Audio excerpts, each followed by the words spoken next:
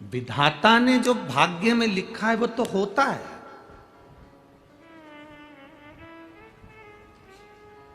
विधि का विधान जो लिखा है वो तो होगा। तो फिर शिव पुराण काहे को सुने अगर विधि का विधान होगा तो? भाग्य में लिखा हुआ यदि होगा तो फिर हम शिव पुराण क्यों सुने? उसका एक सुंदर चरित्र आता है। भागवत जी सुनिए आप लोगों ने, बोलो बोलो जरा सुनिए। उसमें राजा परीक्षित का चरित्र आता है। राजा परीक्षित को जब तक्षक नग डस लेता है तो उसके बच्चों का चरित्र आता है जन्मेजय का, जिन्होंने सर्प यज्ञ करा था।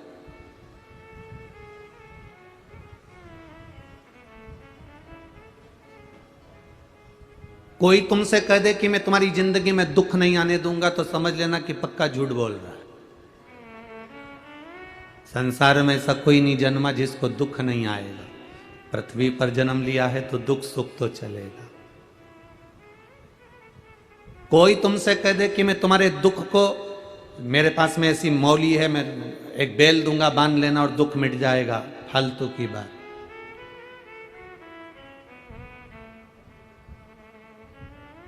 जन्मेजय की कथा कर रही है। राजा परीक्षित का पुत्र जन्मेजय वेदव्यास जी के सामने जाके बैठ गया। वेदव्यास जी को दंडवत प्रणाम करा जन्मेजय ने, और वेदव्यास जी को प्रणाम कर कर वेदव्यास जी से कहा कि मुझे एक बात समझ में नहीं आई गुरुजी। वेदव्यास जी ने पूछा कौन सी बात? भगवान कृष्ण थे, आप वेदव्यास जी थे, गुरु द्रोणाचार्य थे, भीष्म पितामह थे, इतने बड़े बड़े संत साधु सन्यासी तपस्वी साधक और बड़े बड़े भविष्य के वक्ता जो दूसरे का भाग्य देखकर बता दें, इतने बड़े बड़े भविष्य के वक्ता बैठे थे, उसके बाद भी पांडवों का और कौरवों का युद्ध हो गया। आपने वो युद्ध टाला नहीं, आपने वो युद्ध समाप्त नहीं किया। इतने बड़े बड़े भविष्य के वक्ता बैठे हुए थे, इतने बड़े बड़े गुरुजन बैठे हुए थे। अगर कौरव और पांडवों के उस समय को तुम टाल देते, उस समय को अगर समाप्त कर देते तो युद्ध होता क्या?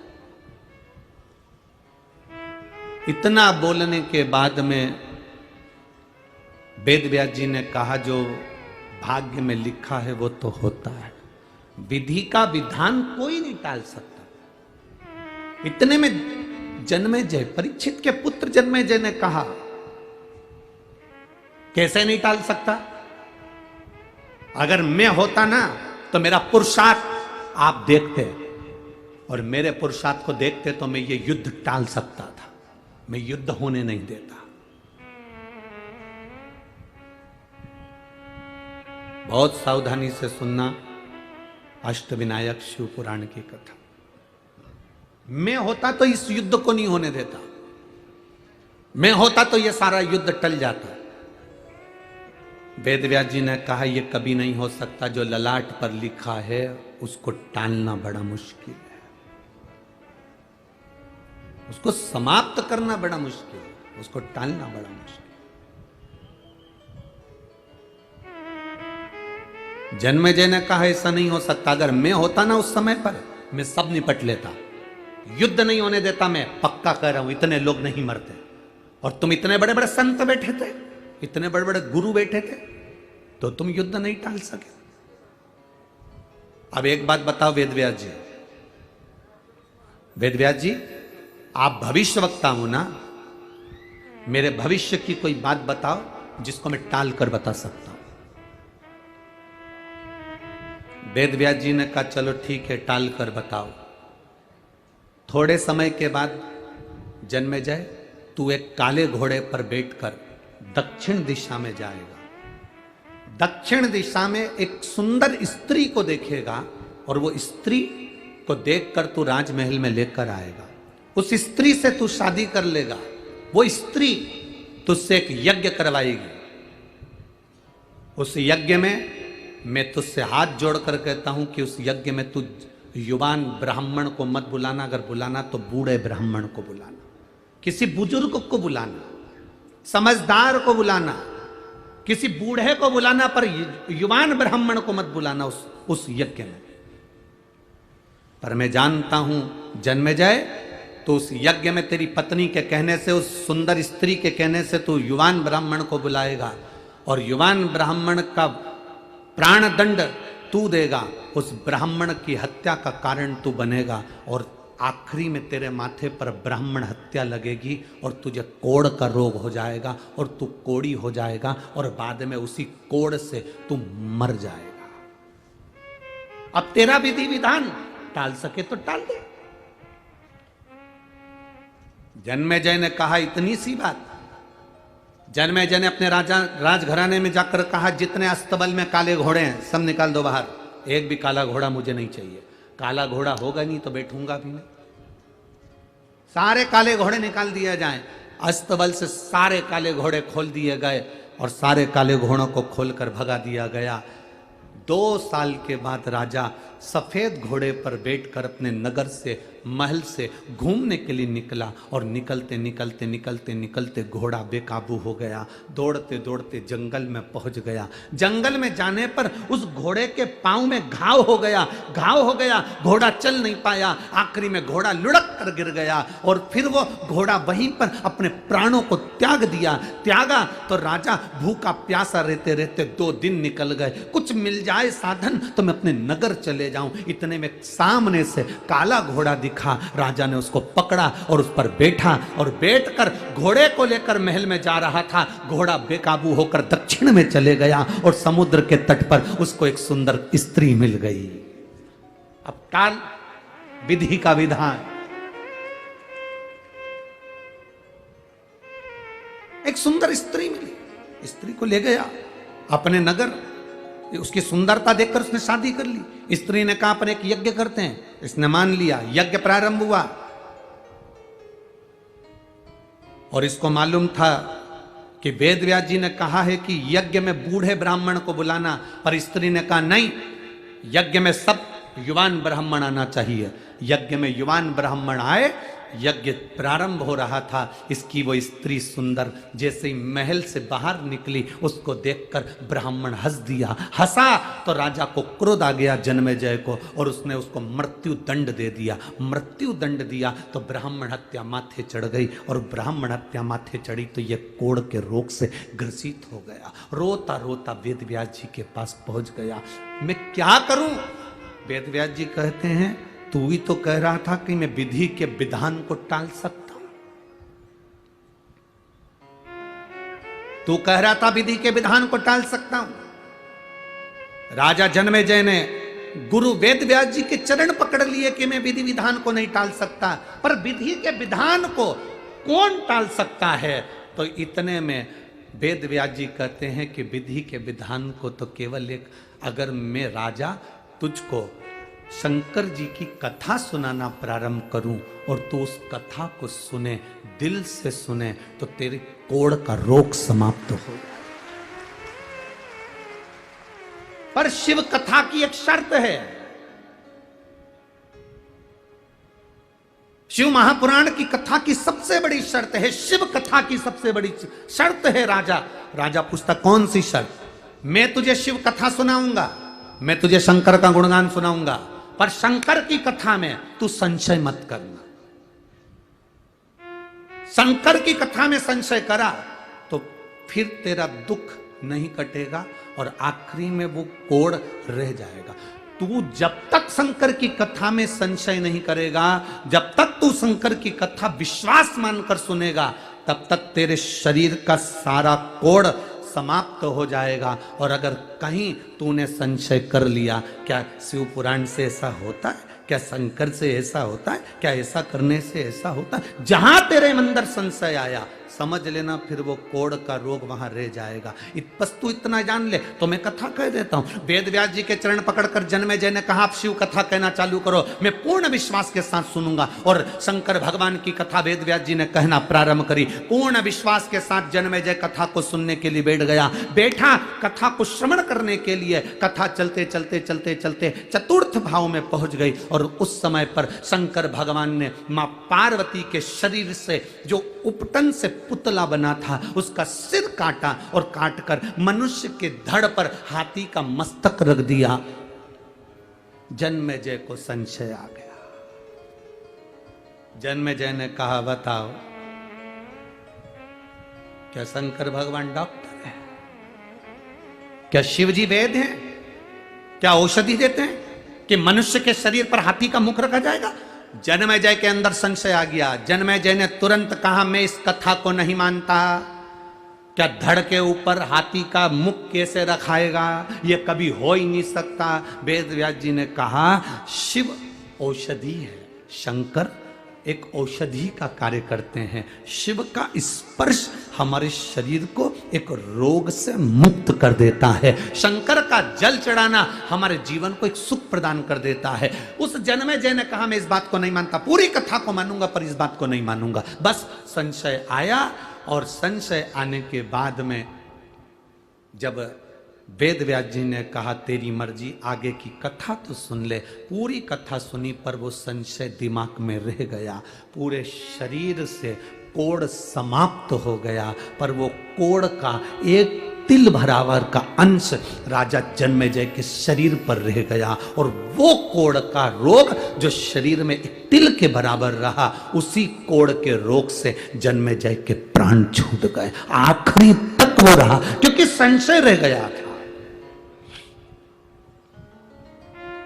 जितने लोग आस्था चैनल पर कथा सुनते हैं, जितने लोग मोबाइल पर कथा सुनते हैं, जितने लोग पंडाल में कथा सुनते हैं, हम सबसे एक बात कहते हैं, तुम्हारा दिल और तुम्हारा मन और तुम्हारा विश्वास कहे तो कथा में जाना। कथा में जाओगे, कथा सुनोगे तो तुम्हारा जो दुख है वो मिट जाएगा। दुख मिटता कब है? जब हम दिल से विश्वास के साथ कथा सुनते हैं। अगर हमारे अंदर संशय है, कथा में मत आना। आपको अगर लगता है कि शिव पुराण तो ऐसी है, महाराज जी तो फालतू की बात करते हैं, जल चढ़ाने से ऐसा हो सकता है क्या, बेलपत्री खाने से ऐसा हो सकता है क्या, तुम्हारे अंदर अगर संशय है तो शिव महापुराण की कथा बंद कर दो। तुम्हारे पास में रिमोट है, टीवी का बटन दबा, दूसरा महाराज आ रहा होगा, उसको सुनना चालू कर दो। मिश्रा जी गया, दूसरा महाराज चालू हो जाएगा। उसमें क्या टेंशन? संशय हो तो कथा का कोई महत्व नहीं है। विश्वास है तो शिव पुराण है। अगर विश्वास नहीं, ये पत्र लिखा है, एक बेटी ने लिखा है, देखिए। सो संगीता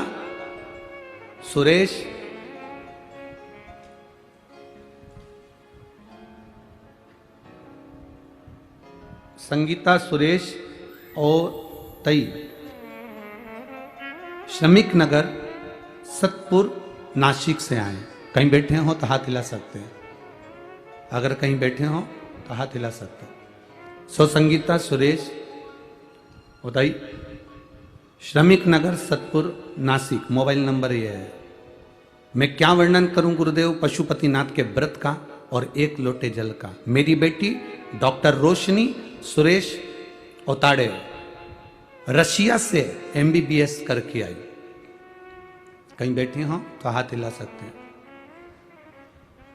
मेरी बेटी डॉक्टर रोशनी सुरेश ओताड़े रशिया से, कहीं बैठी हो तो हाथ हिला सकती हैं, रशिया से MBBS करके आई। पर गुरुदेव 2 बार एग्जाम देकर भी असफल रही, सफलता नहीं मिल पाई। तब आखिरी में वो सोच में पड़ गई और डिप्रेशन थोड़ा सा उसके मन में आया कि मैं मम्मी इतना पढ़ने के बाद भी मेरा क्लियर नहीं हो रहा। तब आपकी कथा चल रही थी टीवी पर और चैनल चेंज करते करते आपकी कथा आ गई और आपने उस समय पर प्रदोष के समय पर शाम के समय दिया लगाने का वर्णन किया, पशुपतिनाथ का वर्णन किया। मैंने अपनी बेटी से कहा तू पशुपति व्रत प्रारंभ कर, प्रदोष काल में शाम के समय प्रदोष के दिन समय पर दिया लगा, एक शिव जी के सामने, बेलपत्री के सामने और अपने दरवाजे पर। मेरी बेटी ने वही करा और बाबा की कृपा से 2 उपास पूरे नहीं हुए और मेरी बेटी सफल हो गई और अच्छे हॉस्पिटल में और डॉक्टर के पद पर प्रतिष्ठित है। ये शिव तत्व है। आई हो तो हाथ हिला सकती है। ये शिव तत्व है, ये ओ घड़ी है। एक पत्र और बड़ा सुंदर है, देखिए।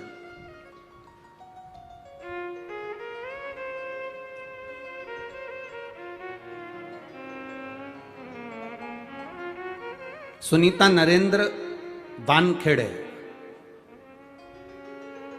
सुनीता नरेंद्र वानखेड़े, उम्र है 47, पता है गल्लाड़े बस्ती, पुणे 39, महाराष्ट्र।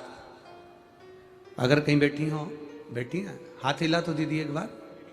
हाँ ठीक है, एक बार वापिस हाथ हिला दो। हाँ ठीक है। मेरा नाम सुनीता नरेंद्र वानखेड़े है, मैं पूना की रहने वाली हूं। भोले बाबा का मैं क्या वर्णन करूं गुरुदेव। मेरे गले में गठान थी, डॉक्टर को दिखाया, सब कुछ जांचें कराई, तो डॉक्टर का कहना था ये बिना ऑपरेशन के ठीक नहीं होगी, ऑपरेशन करने के बाद इस गठान की जांच कराने जाना पड़ेगी। ये गठान बड़ी है, इसकी जांच बहुत जरूरी है। मैं बहुत टेंशन में आ गई, मेरे परिवार के लोग चिंता में आ गए, करें क्या। हमने डॉक्टर साहब से कहा अभी ऑपरेशन नहीं कराएंगे, आप दवाइयां दे दो। डॉक्टर ने दवाई दी, पर ऑपरेशन के लिए बहुत जल्दी का बोला, नहीं तो और बढ़ती चली जाती। करें तो करें क्या। अब शिव जी के मंदिर जाना प्रारंभ करा, 1 लोटा जल चढ़ाती, आचमन करती और बाबा के चरणों में जाकर रोज रोती, बाबा मुझे ऑपरेशन नहीं कराना है, बाबा लोग मुझे एडमिट कर रहे हैं हॉस्पिटल में, मेरे परिवार वाले ऑपरेशन कराना चाहते हैं, बाबा मेरा ऑपरेशन नहीं होना चाहिए। अब करूं तो करूं क्या। वापिस घर के लोग प्रेशर देने लगे कि ऑपरेशन कराओ चलो, और उसकी जांच के लिए मुंबई भेजना है, करें तो करें क्या। अब बाबा के पास जाकर शिवलिंग का स्पर्श कर कर गुरुजी वही हाथ मेरे गले पर लगा लेती, जल चढ़ाकर कहती, वो सियोर वाला महाराज कहता है तू सबकी सुनता है तो मेरी नहीं सुनेगा, मैं भी तो तेरी बेटी हूँ बाबा, मेरा गले में कोई बड़ा रोग ना हो जाए बाबा, मेरी गले की गठान आप गला दो ना। बाबा जल लेकर पीती, खूब रोती, घर आई। दूसरी जांच के लिए जब मुझे हॉस्पिटल लेकर गए, डॉक्टर ने कहा अब तुम्हें ऑपरेशन की जरूरत नहीं है, तुम्हारी गांठ गल चुकी है। शिव तत्व है। अब ठीक हो बहन। हाँ दोनों हाथ हिला दो एक बार, आराम है ना, गांठ गल गई पूरी।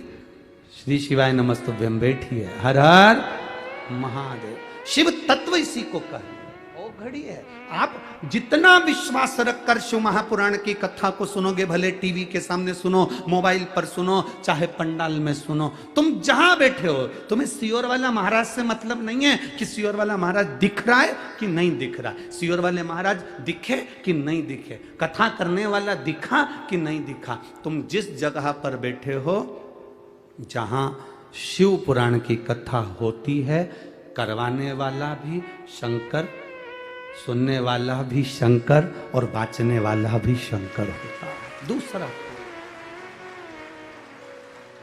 शंकर भगवान सिद्ध हो गया कि कथा कराने वाला शंकर है, सिद्ध है।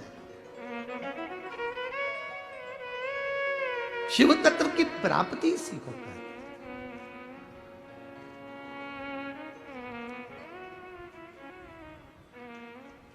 कई लोग हमसे कहते हैं गुरुजी आप जो मिलता है उससे कह देते। वो कोई रोता हुआ आपके पास आया और उसने रोते हुए ने कह दिया ये तकलीफ, और आप कह देते हो बाबा के भरोसे रहिए। आपका इतना कहना, और वो जाता है और उसको आराम लग जाता है। मतलब कुछ है क्या आपके पास में ऐसी कोई बूटी भभूति? हमने कब ना बूटी है ना भभूति है, हम भी उसके भरोसे रहते हैं और तुम भी उसके भरोसे रहो। इससे बढ़कर सुख और क्या हो सकता, क्या होगा इससे बढ़कर? खाली न जाता कोई दर से तुम्हारे, खाली न जाता कोई दर से तुम्हारे, मैं भी खड़ी हूँ नन्ही बाहें पसार, अपने हृदय लगा लो, गिरा जा रहा हूँ, उठा लो। प्रभु अपने दर से अब तो न टालो, गिरा जा रहा हूँ,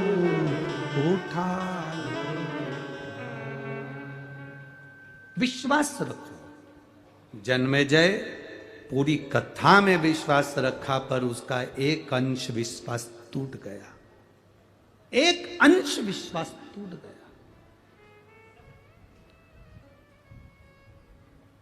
हम पहले भी कथा में कहे, मेरे महादेव को छल प्रिय नहीं, मेरे महादेव को दिखावा प्रिय नहीं,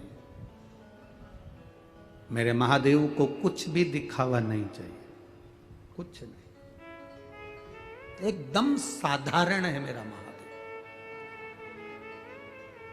जितने मंदिर जाओगे उतने मंदिर में तो भोग लगेगा, 56 भोग लगेगा, पर मेरे महादेव को तो 56 भोग भी नहीं लगता।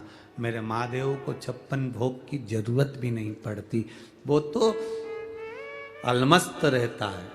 तुमने बेलपत्र दे दी, धतूरा दे दिया, जल चढ़ा दिया, उसके पास पहुंच गए, सुख पा गया।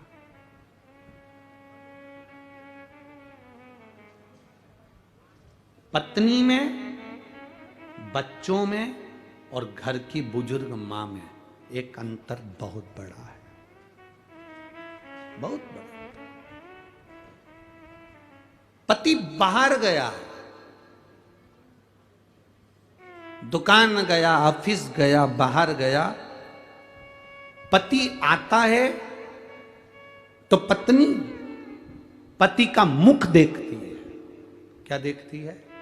बोलो, जम के बोलो। मुख देखती है, मेरा पति आया। पति जब घर आता है तो बच्चे अपने पिता का हाथ देखते हैं, उसके हाथ में क्या सामान है, मेरे पापा क्या लेकर आए। पत्नी पति का मुख देखती है, बच्चे पिता का हाथ देखते हैं, और घर की बुजुर्ग मां अपने बेटे का पेट देखती है, मेरा बेटा भूखा तो नहीं। घर की बुजुर्ग मां पेट देखती है। हम दूसरे की बात नहीं कर सकते, पर मेरा महादेव, मेरा शिव, मेरा ओघड़े, मेरा शंकर, जब तुम जल चढ़ाने जाते हो, जल चढ़ाते समय तुम्हारे हाथ को मेरा महादेव पहचान जाता है, कितनी दुखी है, क्या दुख है, क्या तकलीफ है, क्या कष्ट है, मेरा महादेव जान जाता है। इलाज की शुरुआत हाथ से होती है भाई। होम्योपैथिक हो, आयुर्वेदिक हो, चाहे अंग्रेजी हो, सबकी जांच हाथ से चालू होती है। बोलो सही है कि गलत है? बीपी, शुगर, थायराइड, बुखार, सर्दी, खांसी, जो भी जांचना है बीमारी, डॉक्टर भी हाथ पकड़ेगा, आयुर्वेदिक भी हाथ पकड़ेगा, होम्योपैथिक वाला भी हाथ पकड़ेगा। जांच हाथ से चालू होती है। इसलिए आपसे बार बार कहते हैं कि 1 लोटा जल महादेव को चढ़ाने जाओ, क्योंकि ये जांच हाथ से होती है। महादेव जल चढ़ाते समय हाथ देख लेता है, इसको तकलीफ क्या है, इसको कष्ट क्या है, क्या दुख है, इसको वो हाथ से पहचान जाता।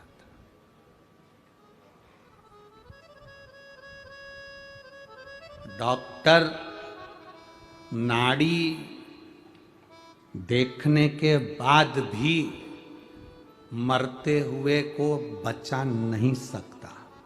बोलो सही है कि गलत है? डॉक्टर नाड़ी देखते हुए भी मरने वाले को बचा नहीं सकता, अगर वहां से आ गई तो। डॉक्टर नाड़ी पकड़कर मरने वाले को नहीं बचा सकता। भीम, अर्जुन, नकुल, सहदेव साड़ी देखकर भी द्रौपदी की साड़ी नहीं बचा पाए, ना बचा पाए।